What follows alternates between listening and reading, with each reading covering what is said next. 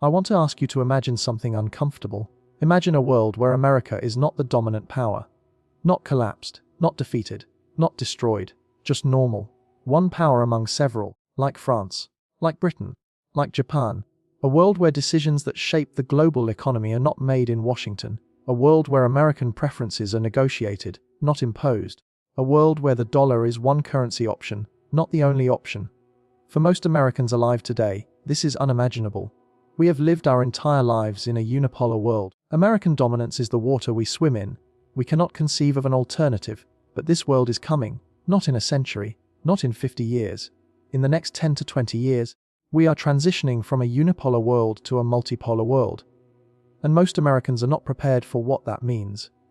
Let me be clear about what I am not saying. I am not predicting American collapse. I am not predicting Chinese global dominance. I am not predicting a single replacement hegemon. What I am predicting is something more complex, and, in some ways, more unstable. A world with 3 or 4 major power centers, none dominant, none able to impose their will globally, each with regional spheres of influence, each competing for advantage, each building their own systems. This is what multipolarity means, and it is not unprecedented.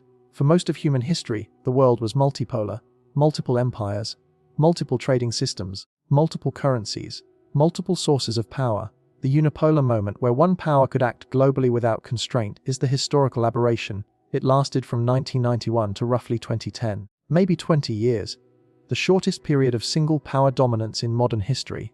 We are now returning to the historical norm, and that norm is multipolar competition. The question is not whether this transition happens. The question is how America adapts to it. Whether we manage the transition gracefully or catastrophically. Whether we remain a major player in a multipolar world or decline into irrelevance, trying to maintain a unipolar illusion. To understand the multipolar future, you need to understand the 3 types of international systems that have existed throughout history. Type 1. Unipolarity. One dominant power. This power has overwhelming military, economic, and technological advantages. It can act globally. It sets the rules, others comply or face consequences. Examples: United States 1991 to 2010, Roman Empire at peak, British Empire 1815 to 1914. Unipolarity is rare and temporary. It requires massive power asymmetry, and power asymmetries erode over time. Competitors catch up, empires overextend, technology diffuses. Unipolarity always gives way to multipolarity. Type 2. Bipolarity. 2 roughly equal superpowers. Each builds a coalition. The world divides into spheres. Competition is intense but stable. Each side knows the other can destroy them. Examples: Cold War USA versus USSR, Athens versus Sparta. Bipolarity is more stable than unipolarity. The balance of power is clear. Lines are drawn. Proxy conflicts happen but direct confrontation is avoided. Stability through mutual deterrence. Type 3. Multipolarity. 3 or more major powers. None dominant. Each with regional influence. Shifting alliances. Complex bargaining, no single rule maker. Examples: Europe 1648 to 1945, ancient China warring states, pre-World War I great powers. Multipolarity is the historical norm, but it is also the most unstable. Why? Because alliances shift. Because power balances are ambiguous. Because there is no clear hegemon to enforce rules. Because wars of adjustment are common. Here is the pattern. Multipolar systems are volatile. Eventually, one power rises through war or growth. Unipolarity or bipolarity emerges. That system stabilizes for a period, then it erodes, back to multipolarity. The cycle repeats. We are now in the erosion phase of American unipolarity. We are transitioning to multipolarity, and if history is any guide, this transition will be turbulent. So what does the multipolar world actually look like? Let me walk through the 3 major power centers that are emerging. Pole 1. The United States and its alliance network. Despite relative decline, America remains the most powerful single nation.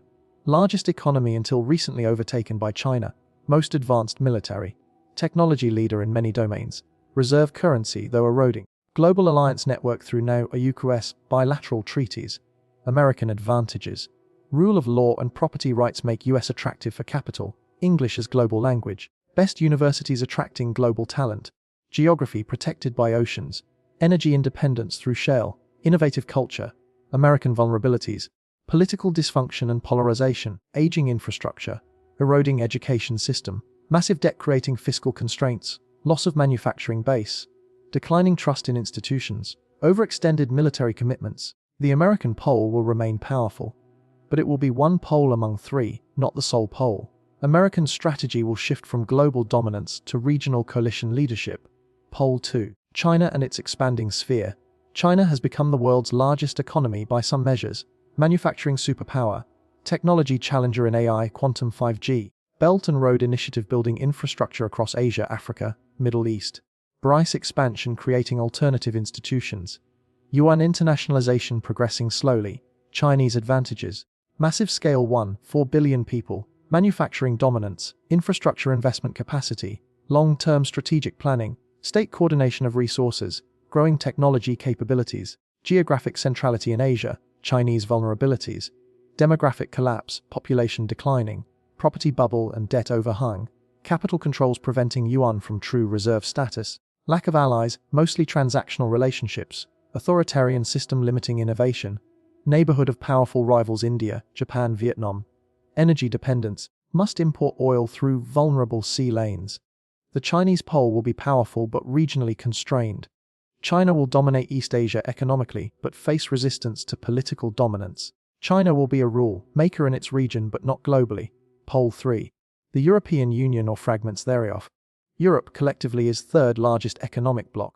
Technological capability in specific sectors, soft power through standard setting, regulatory influence through market size. But here is Europe's challenge: political fragmentation. Germany's economic model broken by energy crisis, aging demographics worse than China, military dependence on America, no unified foreign policy, vulnerable to Russian energy blackmail. Migration pressures creating internal tensions. Europe faces a choice: unify further and become a true pole in the multipolar system, or fragment and become a region where other powers compete for influence. Current trajectory suggests fragmentation. If Europe fragments, we have a 2.5 pole system. US and China as major poles, European nations as secondary powers aligned with or playing off the major poles. Now, what about Russia? Russia is not a pole. Russia is a declining power with nuclear weapons, large territory but small economy, commodity exporter vulnerable to price swings, demographic crisis, brain drain, technology deficit, military shown to be far weaker than believed. Russia's strategy is spoiler, not builder. Disrupt American influence. Create chaos in Europe. Align tactically with China as junior partner. But Russia cannot build an alternative order. Russia can only undermine the existing one. India is the wild card. Potentially a fourth pole in 20 years. Massive population. Growing economy. Technology sector. English speaking. Democratic. But India has its own constraints. Poverty, infrastructure gaps, religious tensions, inefficient bureaucracy, non-aligned tradition limiting alliances. India will likely play balancer. Not aligning fully with US or China. Extracting benefits from both. Acting as swing power. This makes the system more complex and unstable. So the multipolar world is three major poles: America, China, and possibly Europe, plus secondary powers like India, Russia, Japan, Brazil playing balancing roles, plus regional powers choosing alignments. What are the implications of this multipolar future? First, the end of universal rules. In a unipolar world, America set rules and enforced them. WTO trade rules, IMF financial standards, dollar-denominated contracts, SPOFT payment system. In a multipolar world, there is no rule maker. Instead, there are competing systems. Chinese SIPs versus American SPOFT, yuan trade settlements versus dollar, different data privacy standards, different technology protocols. The world fragments into regulatory blocks. This makes global business harder. Companies must navigate multiple regulatory systems. Supply chains must hedge political risk. Technology standards diverge. The integrated global economy of 2000 to 2020 gives way to a regionalized economy. Second, increased geopolitical risk. Multipolar systems are more war-prone than unipolar or bipolar systems. Why? Because power balances are ambiguous. Because alliances shift. Because there is no hegemon to enforce peace. History shows this. The multipolar European system from 1648 to 1945 was the most war-intensive period in modern history. Wars of succession, wars of balance of power, colonial wars, world wars. We are entering a period of higher geopolitical risk. Not World War III necessarily, but more regional conflicts, more proxy wars, more brinkmanship, more miscalculation risk. Third, the return of spheres of influence. In a multipolar world, each pole has a sphere where it dominates. America in the Western Hemisphere and Pacific, China in East and Southeast Asia, Russia in parts of former Soviet Union, Europe in North Africa and Middle East. These spheres overlap and compete. Taiwan is in both American and Chinese spheres. Ukraine sits between Europe and Russia, Middle East torn between multiple influences. The competition over spheres creates friction. It creates crisis points. It creates client states torn between patrons. Fourth, the rise of transactional relationships. In a unipolar world, America could demand loyalty based on ideology or security guarantees. Allies align because there was no alternative. In a multipolar world, smaller countries have options. They can play poles against each other, extract benefits from multiple sides, change alignment based on circumstances. Saudi Arabia courting China while maintaining US security ties. Turkey in NATO but buying Russian weapons. India buying Russian oil while strengthening US partnership. This is the multipolar bargaining game. Everyone hedges. Everyone extracts concessions.